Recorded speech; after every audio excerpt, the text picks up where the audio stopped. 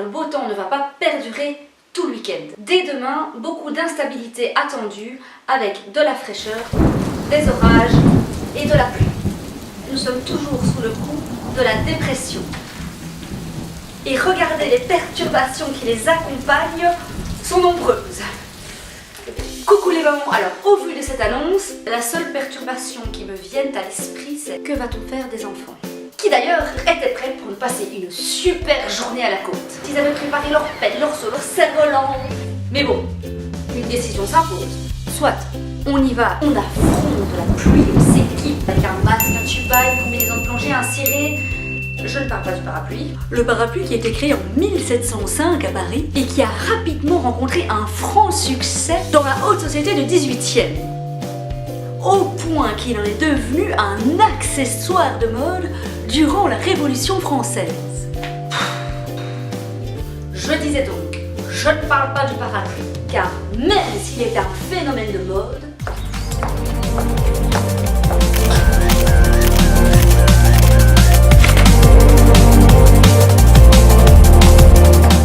non, parce que, excusez-moi, en tant que maman, c'est loin d'être pratique. Quand on se retrouve avec le sac allongé, le sac à main, le bébé et le parapluie. Car ça pleut, ça pleut, ça pleut, car ça pleut. Qui d'ailleurs, avec le moindre coup de vent, se transforme en paratonnerre.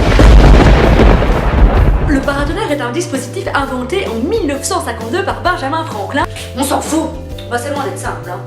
De plus, ça ne nous protège absolument pas de la pluie. À moins d'être dans un champ avec un parapluie qui a la taille d'un parasol et que l'eau tombe toute droite, ça, je n'ai jamais vu. En général, la pluie vient de face, on s'en prend plein la tronche.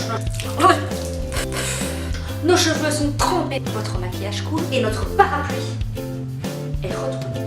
Donc, je préfère opter pour le ciré, qui certes n'est pas très glamour,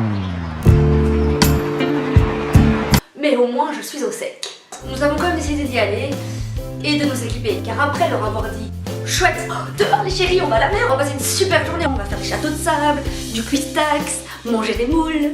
Alors ceci est un petit tuto pour vous expliquer comment manger les moules. Qu'est-ce qu'on bouffe le soir à Knock, le zout, c'est la moule.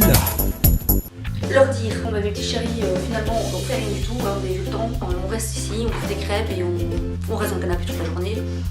Non, ça allait pas le faire. En plus, rester enfermé, c'était pas bon. Enfin, qu'on soit enfermé ou qu'on soit pas enfermé, hein, c'est pareil, hein, ils sont excités, mais au moins ils se sont aérés. Donc en Belgique, n'attendons pas qu'il fasse beau. Si vous aussi vous êtes une maman qui quand elle promet des choses à ses enfants s'y tient, bah équipez-vous et passez une bonne journée. Je vous dis à la semaine prochaine, je vous souhaite un bon week-end et n'oubliez pas, vous déchirez.